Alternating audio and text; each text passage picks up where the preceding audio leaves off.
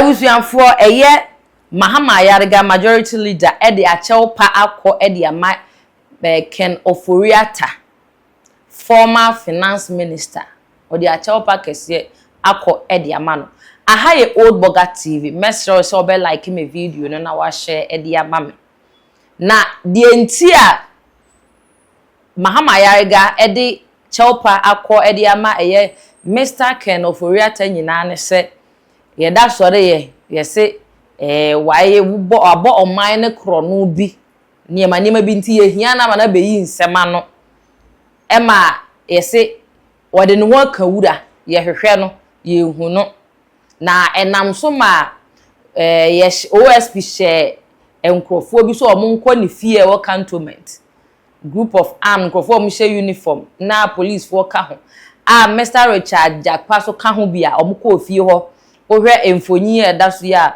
ka da ho na no omode koye chese omko ko wura ni damu abra na busuafo nkrofo wo ho na eno achi no na omobeka se eye nkrofo na ekọ ho no eye stage chese NPP fo na nkasa na form bibi o ma hyeda omo ope eye favor bi chese eye Ken Ofori Atta no pe favor bi chese ne be ya na asem no ye nhyeda anya na yibia sa na ombeka to ho eno na sesi a eye Mahama Ayariga de cheopa abase oma anya no ne kwan so oma mfa mra kwan so na ye enti omo pachew.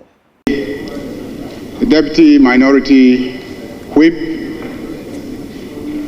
sought leave of the Speaker and the indulgence of the House to raise a matter that he thought was of urgent public importance.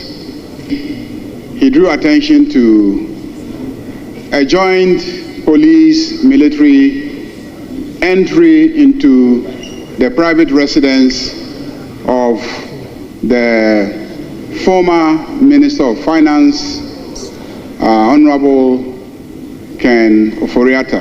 Mr. Speaker, it is true that the private residence of the former Minister of Finance was entered into by operatives of the military and the police led by the somebody who we believe works at the National Security Coordinator's Office. Mr. Speaker, his name is Mr. Jakwa.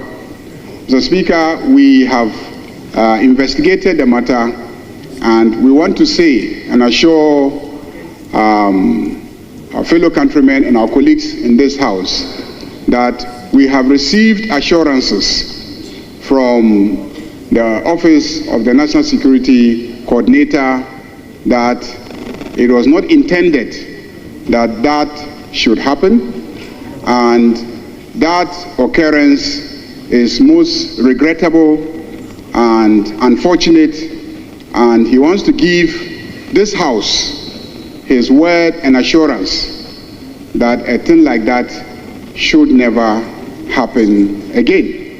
Mr. Speaker, I have also spoken with the Minister of Interior, who has spoken with his IGP, and I've spoken with the Minister of Defense, and all of them give their assurance to this House that a thing like that will not happen again. And so, Mr. Speaker, let me indicate to my colleagues on the other side that this side of the House remain committed to ensuring that this country is reset, that its institutions function properly, that its officials act in accordance with the law, and that the rights and liberties of every citizen are upheld and protected under the regime of His Excellency John Dramani Mahama.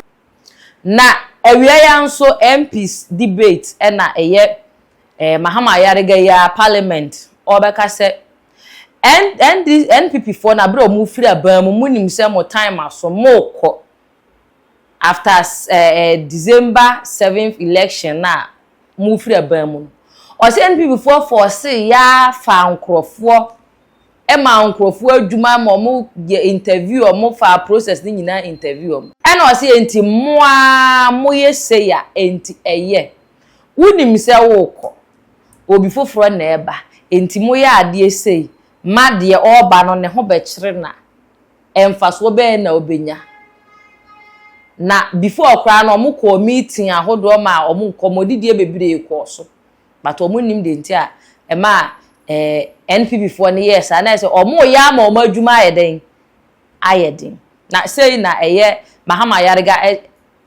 kasa wo eye kasa wo mu debate na so parliament employ people even after a party had lost an election and was on its way out.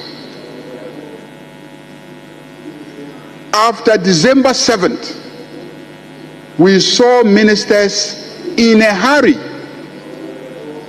to have people interviewed and taken through the processes so that they could be officially served with employment letters. And at the transition team meetings, joint meetings, we raised issues. We told our counterparts who were outgoing ministers that that practice must stop because a number of issues are implicated. One, we all know that you must have fiscal space before you take decisions to employ people. You are leaving. We are coming in.